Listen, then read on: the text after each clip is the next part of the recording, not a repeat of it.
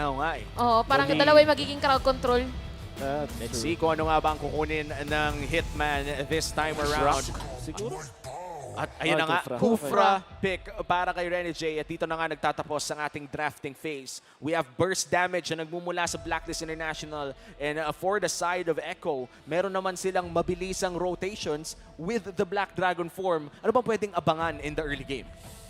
Ang kailangan natin tingnan dun sa early game is paano gagamitin yung Cho plus na Valentina, which is sobrang bilis ng pag-clear nila. Expect ko yung Valentina magsa-start sa XP lane, tapos yung Cho i-clear yung may mid lane para level 2 agad siya at na ma-take advantage nung Cho yung kanyang Shunpo at maging active. Martis versus the Joy, tingin ko Martis pa rin nata yung mas mabilis when it comes to jungling. So kailangan i-activate ninyo na ito ng Blacklist. Hindi sila pwede maging idle sa game na to. At minsan nga nakakita din tayo talaga na nililish pa ang Joy. Pero ito na nga ang simula ng second game of this match. This is the compositions of Blacklist International and Echo. Makikita natin na talagang comfort ang usapan this matchup. May Beatrix at Paquito laban sa Cho at pati na rin ang Yuzong. Pasok na tayo sa ating Land of Dawn. Kapag nanalo ang Echo dito, it's going to be a sweep. Pag nanalo ang Blacklist, may Game 3 pa tayo. Kompletos recados din yung lineup ng Blacklist International dito sa laban natin. At ito na yung sinasabi kanina ni Wolf na sa may mid, mag-clear muna yung post 5. Yep. So si JP nasa may mid lane. So very different naman sa ginagawa din ng side ng Blacklist International. Kasi si Rene J, inaaurahan, pinipigilan. Alam niya mas mabilis yung Martis bakit hindi? Yep. At pwede niya nga i-take advantage. Yung maganda yung ginagawa dito ni Rene J to kind of stop Carteezy. Pero tingnan mo yung tinawag ni Carteezy. Tilang yung dalawang Call for tropa, backup. pares may Cyclone Eye. Naku po. Ayan na yung tropa. Ang kanagandahan na napilitan na gamitin yung flip. Ay, hindi pa rin tinatantanan na probable first Ay, blood. nako! Para dito kay Carteezy, napakalayo ng kanyang pinuntahan. But still alive. Ito na yung pangalawang agimat moment para kay Rene J. Dami si Rene J ngayon Oo nga, parang naghahanap talaga ng mga malapalos na galawan eh. Road to Panday. Tama. Madulas ba si Panday? Hindi, may agimat siya eh. May agimat. Okay, hindi. Meron, di ba? Tama, parang. Ang tunay na tanong, Chantel, sinong Panday na yung naabutan mo? Si FPJ yung tumatak sa isip ko, sorry. Patay Para tayo si dyan. FPJ, Rene J. Oh. Tama, sige. Tama, the Hitman. Diba? And right now, though, sa mga emblems natin, may mga napapansin ba tayong mga kakaiba this time around? Unfortunately, hindi ko nakita yung mga emblem natin. So maybe later, pag napakita ulit, makakatch natin. Okay, so may iwan dito ginamit na ng Petrify. Ay, nako. First blood para dito kay Sensui. At parang kanina lamang ay nakakita tayo ng Martis na nakakuha ng early. Ngayon naman para sa Blacklist, iyon ang nangyayari. Yep. It's Ensui taking the first kill. At ito naka-impure rage si Kuya. Iba naman, no? Anong ginagawa ng impure rage kay Martis? Well, every 8 seconds meron kang magic damage. So yun, ito, spammer naman din talaga itong isang Martis. So siguro doon siya nag-bank on na lang. Killing spree, of course, gives you the weight para mag-run down. Dire-diretso yung kills mo. But pinili ni Sensui yung pokes. Mas pinili niya dito pero siya ata ang una mapupoke. Wow! Carteezy with that secured turtle at may pilitan na lang umalis ang side ng Blacklist. Patay din si Sensui nung moment na yon. Grabe yung ginawa ni Sanford doon. Yep. Ganon ang XP lane. Binadigard. 3 yung napetri. Yep. Ganda nung pinakita doon nung Echo overall, yung position nila around the turtle. Yung kanilang turtle dance na napakasimple lang tignan pero nakita natin na hindi nakatagos doon si Sensui. Kinuha niya din kasi yung kanyang purple buff at naghintay ng kanyang level 5. Technically speaking, lamang dapat siya kay Carteezy. However, dahil inuna niya yung purple buff, nawalan siya ng time para pumuesto. So, nawalan ng tempo doon si Sensui. Speak of pwesto, nakapwesto yata pero si JPM makakatakas pa rin. Ang sabi ko na Echo, kami naman ang gagawa ng play. Carteezy with a kill at sinasayaw pa, binigyan ng pit. Sensui with that nakuha. Grabe naman yung damage na nanggaling doon kay Benny Cutie. Kung Grabe. titignan natin yun, early game pa lang. Oo. Hindi ba dapat mid-game pa masakit yung Bruno, Wolf? Nakita natin kasi nasulit yung Wave of the World. Or I think iba na yata yung tawag doon parang World Worldy. 2, hindi, joke lang. World, iba na yung Concert tawag pala, doon no? Bruno World Tour. Oh, Bruno Bruno World Tour, kumbaga. Si Bruno Mars na pala yung inactivate. Exactly. Yun yung nangyari dun sa Blacklist. Nasulit yung ulti ng isang Worldy. Bruno. Worldy. Yan, nagbago na. So, dahil dalawa yung nagpapasahan, nag-volleyball sila doon, sila yung nayari. Ayun, eto, dito, speak of pasahan, may bola din para nagamit ang flick, ang Aray. Purify. At kita niyo na agad yung damage ng mga players natin. Oo, ayun na nga, asintado pa rin si Oheb, can confirm, nakita na natin. Pero dito sa may bandang baba, si Edward, in a 2v1, may shield na nanggagaling sa left hand. Pero mukhang si Sanford ay papasok na naman. Here comes a Chai Energy, pero ma-outplay yata ni Edward! Agent Zero with a 2v1 outplay! Dalawa, yung katapat niya doon, but still alive.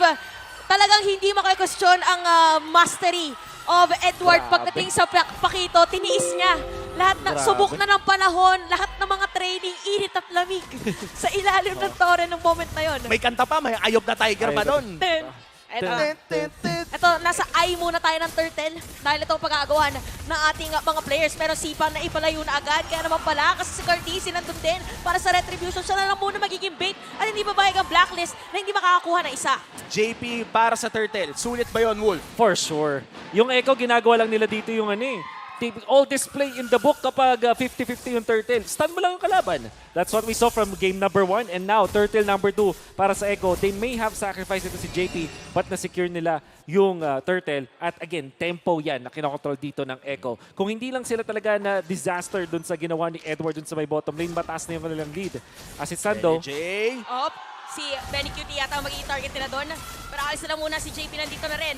Meron ba sipa para makakancel? Ginamit ng retribution para makaalis. Disiplina para sa mga players. Pero nakita natin si Oheb nahagawan ng crab coin. Kanina si Benny Cutie sa top. And still, a lot of great plays from both teams. Blacklist International ngayon ang nagiging aggressive. Pero ang Echo, hindi naman naglalayo ang gold lead natin. At sumasakit pa mas lalo si Carl Tizzy. Pero hindi niya maabutan ang patakas na si Haji. Grabe si Cartesi, parang pag may ulti, automatic agad na pwedeng gamitin. So more on clearing na minion wave ang ginagawa ngayon ng Echo. But for Blacklist International, itong kinagandahan, meron ng Blade of Despair, si Oheb. Yep. They can activate ito ng si Oheb. Looking at their lineup, wala sila nung parang hard lockdown like Franco, Kaljan, typical na pinapares dito sa may Beatrix. Pero meron sila nung AoE. So I wonder kung paano nila i-activate itong si Oheb. Hindi rin sila makapag-push dun sa may top lane kasi Benny Cutie, ang ganda nung ganyang pag-establish or pag-hug ng kanyang tore. Okay, may nagpapanggap. Oy, no! Ayan na yun! Huli na nila. Sensui is down at hindi na makakapag-backup pa ang mga players dito ng Blacklist International. Parang pag naubos yung mortal coil mo, kakabahan ka na talaga, no? Kasi pwede ka na ulit ma-crowd control. Redward, napakasakit. Wrong prediction mula sa Filipino sniper. Pero still, kailangan na mag-back dito ni Sanji. Okay, so mukhang si JP, inaaral niya rin yung Sensui instincts kasi yung move nila doon sa may top lane kanina, na-dodge yung Shunput, yung kanyang stomp gamit yung Mortal Coil. Pero nung second time na ginawa yung Mortal Coil play ni Sensui, na timingan na niya at nasipan niya afterwards. Yup, and ito, sobrang bilis din na makakapwesto dito ng side ng Echo at makikita naman natin na hindi na makakapag-contest pa. Carl Tizzy with that retribution and the ultra fast na kill para ito kay Carl Tizzy after taking an objective. And right now, makikita talaga natin that despite Blacklist International making plays around the map, Echo pa rin ang nakakalamang with a 2K gold lead. And in fact, meron pa nga silang late game insurance dito kay Benny Cutie. As it stands para sa Echo, naiwan pala din sa kusina ito si Cartesi. Ito na yung kanilang insurance policy, technically speaking. Kasi nag-invest sila ng 2 beses dun sa may turtle kung saan si JP ay napatumba. 3 deaths na onto JP. Pero dahil dun sa pagiging sacrificial niya, nagkaroon na ng time si Cartesi na magkaroon ng enough na damage. And with Lethal Ignition, Jungle Joy, masakit to. Oh, ito masakit din. By the way, yung naging damage siya dito kay Rene J. Pero ito ang kinagandahan for Blacklist kasi yung mga suntok ni Edward, di ba kanina munti ka na siya makasecure ng kill. So probably yung kanilang inaantay. Haji! Petrify! Pero Saji still alive! Wow! Tasakto sipa naman pa rin yung kay Daddy JP. Pinato ng bola, very cute with a kill. JP, mala FWD Insurance, expert wingman. Ang nakita natin na moves mula dito kay JP with that kick. Pagkalabas ng kadita, nasipa pabalik. Parang na-timingan. Grabe yung understudy ni Sanji. Pwede siyang mag-purify anytime during that combo. Pero alam niyang buhay siya. Pero tayatang bawi na side of Blacklist, sakto. JP yung kanila makukuha, pero Sanford ginamit na ang Dragon Form. May pilitan mag-flicker out at sa may bottom lane, kukuha naman ng Torres si Edward. Nandun si Cartesi para dumepensa and still para sa ating mga teams, paingat na muna sila. And 9 minutes in, may kalamangan ng Echo, almost a 2K gold lead. Pero wala pa masyadong napupush ang parehas na kupunan. In fact, palabas na yung Lord, dalawang tore pa lang at ang bumabagsak sa buong game na to. Iba parang yung teams natin ngayon, if ever na may makasalubong, okay, kuha tayo ng kill. Walang forced na team fight talaga, like literally diving under the turret. So maingat din talaga yung ating mga players. So ito na ang ating Lord objective. So si Cardiz yung mauna doon, may pili na tumalon na Haji again. Sisisit na naman, pero buhay si Sanford doon. Oh, kaya no! naman nagbawi, sinagot agad. Cardiz with that killing spree. Ang sakit na ng electrifying beats. Wala nang rhythm of joy yun. Pinindot lang niya yung Oo. ulti niya. Literal, hindi niya naghintay. And Haji is having some trouble. Hindi na siya, yung dalawang attempts niya na pag -1 dun sa Echo, parehas hindi nag-work. Na nabubuhay pa with one sliver of health. Kumbaga, yung sinasabi natin, 1 HP na lang natitira, which is hindi enough. And so far, ano ba yung items niya dito? Naka-Genius 1 naman na siya. And for sure, yung Clock of Destiny, maybe pag nakuha niya yung third item, doon na siya makapag-burst ulit. But Hop! Nako po, Ganda. nasiba na naman ha. Oh my God. JP is on fire. Pero si Sanji makukuha dito ni Oheb sa may middle lane. So tingnan natin kung i-secure ba or pipilitin na kuhanin yung Lord dahil nakapwesto na sila. Bouncing ball para kay Renny J. Nagsistretch ng Renny J. konti pero sasalubungin lang with a dash. Tapos si Benny Cutie mag-free. Oh, Tapos no! nakita na naman ni Sanford dito si Oheb. Kaya dahil dyan, Echo will secure this Lord. Lord secured para sa Echo at napakaganda ng ginawa ni Sanford doon with the Black Dragon form and Petrify. Grabe yung control ng nagawa ng Echo in that Lord Pit. and simple lang, counter lang talaga ng isang Yuzong, yung Beatrix. Kitang-kita naman natin, hindi man lang nakareact dun si Obi with the flicker. Tingin ko, para dito sa side ng Blacklist International, kailangan na nilang mag-group up talaga at gamitin yung kanilang composition para makapag-1. And ang hirap isipin sa side ng Blacklist, sino nga ba yung tamang tanggalin dito? Sanford is critical, Benny Cute is also critical. And right now, meron ng level 1 Lord na nagmamatcha dito sa may bandang ibaba. Good news for Blacklist International. Meron naman silang wave clear para tunawin ng Lord na to. Pero mukhang si Renny J naghahanap ng play. Hindi niya mahahanap si JP. Pero mukhang madedepensa naman nila ang Tori dito sa may bandang gitna. Napaka-importante pa rin talaga ng Torres sa may middle lane kasi yung pwedeng control nila. So ayaw nila na mas lumiit pa yung control na meron sila. At nandito may nakaready na naman para sa side ng Blacklist. Mabilis lang nila madedepensahan. This is Beatrix. Yep. At kompleto pa rin naman. And this is level 1. No. And makakita tayo ng 5-man rotation mula sa Blacklist. In the mid lane ngayon, Sensui looking for a play pero mukhang kailangan na mag-flicker palayo. Edward still looking for it. Renny J! Oh, napakagandang sipa na naman. Tapos meron paglangoy pa rin kay Haji. Makakatakas sa mga players ng Blacklist at aalis na lang muna ang Echo. Very commendable play mula doon kay JP. Parang maganda na ginawa doon ni Renny J. Kaso hindi naka-abante doon si Oheb. Naharang siya ni JP and of course the rest of Echo. Super good initiation coming out from Renny J. Wala nga lang talagang follow-up because Echo knows. Ang kailangan nilang gawin, pigilan si Oheb na mag-deal ng damage. And Oheb right now still 2-1-1 despite na the counter pick nga na nakikita natin mula kay Sanford. Okay naman ang nakikita nating laro mula kay Oheb but still Blacklist International is struggling with a 4K gold lead sa kamay ng Echo at si Carl TC. Perfect game kasabayan ni Benny Cutie so far. Oo nga, no, 3-0-3 pala parehas. Tsaka yung dito, yung play ni Cardizi, kung mapapansin natin talaga, ayan, sasabihin pala natin na nagpo-front na. Tatlong dinaan yung mga players from Blacklist International. And look at that, yung Blacklist, parang same with game number 1, medyo naghahati-hati ulit sila dun sa possible gold sana nila. Nandito nahawakan ng Echo yung macro ulit dahil lang dun sa mga sacrifice ni JP. And of course, yung perfect game nga na nakita natin dito mula kay Carl TZ. Na sa-sacrifice yung mga deaths doon kay JP na 4 deaths na ngayon. Pero kitang-kita natin na nag-pay off talaga yun para sa Echo. Maganda yung start para kay Carl TZ. Bilang isang roamer, nag-gigit ka naman ng gold naturally. And if you're looking at yung kanyang counterpart na si Renny J na 0 deaths sa ngayon at may 2 buong item na just 1 or 2 minutes ago, parang kahit pa sabihin mo mas maganda yung stats ni Renny J, yung impact plays na natin kay JP. Oh, speaking of, gumawa Yun na na. play against JP. Nakabawi na si Bawi Renny na. J nung moment na yun at nakapag-deal na rin ng damage. Wow, ang Blacklist sakit! International. Ang sakit na rin ni Edward. Take note, nakasira din siya ng Torres sa may top lane. Pero sabi ni Carl TZ, dadaan si Silip lang, mag-face check. Carl This is TZ! Carl TZ with a double kill against Blacklist International. Woo! How do you even explain that? Literal na nilakaran lang yan. Nakita niya, after nung 2 dashes niya, naramdaman niya na siguro nandun sa bush At na sulit pa niya, dalawa yung nakuha niya doon. And you have to also give it to Sanji. Yung poke na paggamit niya sa Valentina bilang poke, na force agad yung ulti, yung passive ni Haji. Which pag na-proc na kasi yung thalassophobia, may ilang kalagi sa pagpwesto. Yes. Oo. And Haji hindi siya nakahanap ng pwesto niya. Tapos ang ganda din ng nung rhythm nga na nailabas doon ni Carl TZ dahil perfect rhythm yon. Napakataas ng damage ng electrifying beats kapag perfect rhythm at bumabalik din ang kanyang buhay. So napakahirap i-burst ng isang Joy kapag ganong estado ang nakikita natin. And now Echo with a Luminous Lord. 14 minutes in, bot lane muli magmamarcha ang Lord. At ito na nga ata ang inihintay ng Echo to pull off aggressive play na pwede nating makita. Feeling ko yung kanina moment kay Carl TZ, supposedly mag-face check lang siya eh. Tinanong lang niya kung may tao, tapos sumakto din na meron nakatagan. Look at that. Yung presence pala ni JP, medyo napupush back mga players ng Blacklist International dahil meron nga din namang Lord dito sa may bottom lane. So Lord will march in at dedepensahan ng Blacklist International. Maaga paggamit ng Black Dragon form. Si Sensui medyo naaarayan. Tapos aalis na lang muna sila. May JP! play na naman at pinaka-target niya is gonna be Haji. Papasok dito si Renny J pero Torre gusto kuhanin. At dahil dyan, JP is gonna be down at madedepensahan muna ang Lord.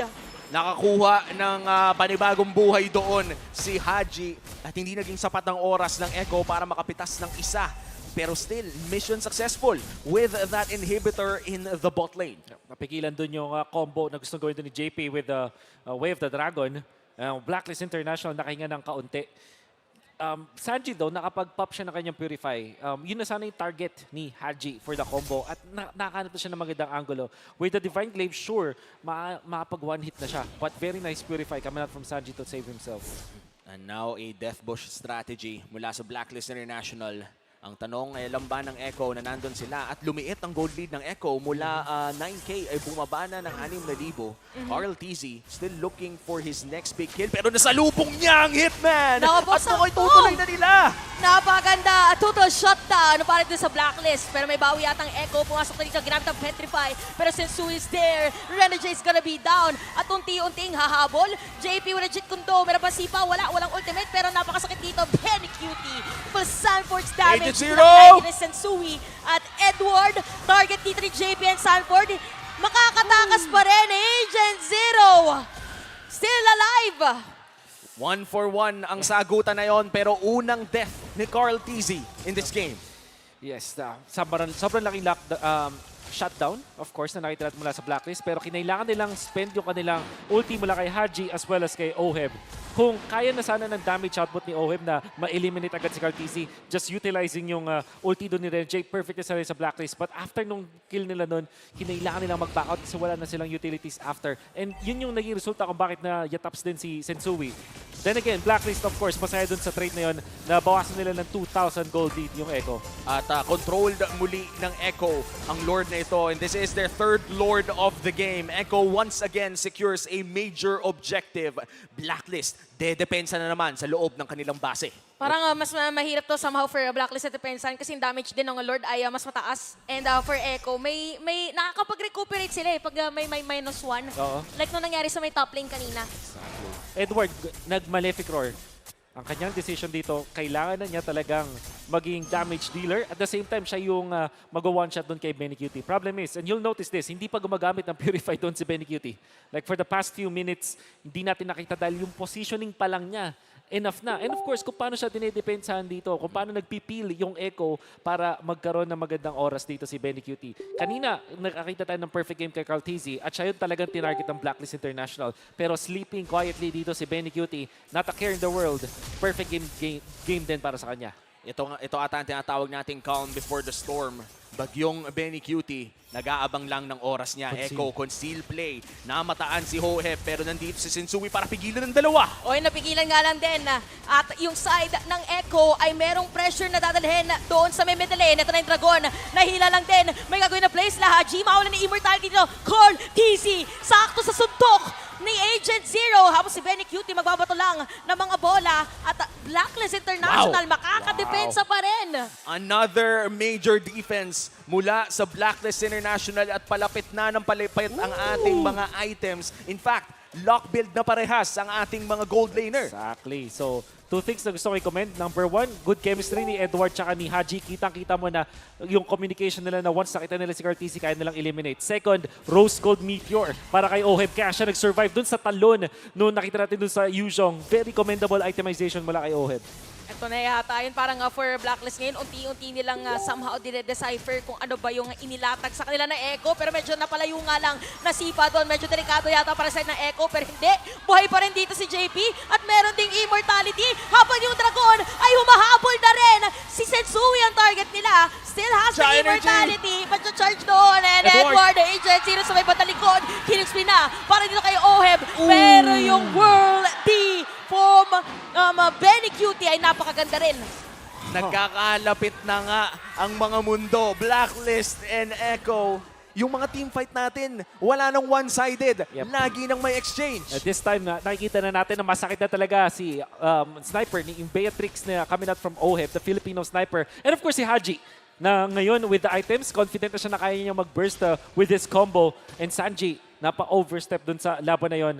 Big props to Oheb as well, keeping himself safe nung nag-go na doon si Sanford. At this point kasi bilang Yuzhong, kaya mo ring i-one-shot si Oheb. So nagpapagalingan na yung dalawang team sa atin. At ito ang unang Lord na makakalapit ang Blacklist. Make or break para sa mga agents. Sila ang magsisimula ng Lord na ito. And this is an Evolved Lord. 20 minutos na ang larong ito. Carl Tizzy nandun sa may bandang gilid kasama ni JP. Pushing na rin ang may bandang ibaba kaya protektado at may oras pa naman ang mga agents. Pero si Sensui ang nahuli! Saktong-sakto, hinatid sa mga kakampi. Sensui is down sa kamay dito ni Sanford at ito na yatang inaantay. Grabe, parang hinatid lang, hindi alam na merong pwesto or nakatao doon. And the Echo might secure this Lord. Pero nakapwesto pa rin ang mga players ng Blacklist International. Possible 3v5 scenario. Sanford, hinahanap si Oheb. Lilipad, babalik, Edward. Pinoprotektahan si Oheb pero Renny J. Tatakas ata dito. Nagamit na rin ng rough waves. Nagamit na ang mga ultis. Na-reset din ang Lord. Pero hindi pa rin na-atras sa mga players. Tinatry yatang antayin na mabuhay dito si Sensui. Pero sa Echo, Cartesi will secure that Lord at sumama pa na isa. Patay na rin dito si Rena at mamipilitan na tumakas pa. Free para kay Cartesi, si Edward at Oheb ang katapat niya. Edward Oheb versus 5 Orcas marching in the mid lane. Hindi na ata nila aantayin pa ang Lord pero buhay na rin naman si Sensui. 3v5 scenario. Pwede nang tapusin ng mga Orca to maliban na lamang kung may milagro ang Blacklist International. Pwede dumabensa dito si Oheb. Meron minion wave sa may top lane. Meron din sa may mid lane. Lahat ng pressure ay pwede na maramdaman. Nasiba pa nga dito si Agent Zero. Makakatakas ba? Mukhang hindi na dahil sakto lang din naman yung bola. Tapos yung minion wave nandito na. And for our series win, Echo! That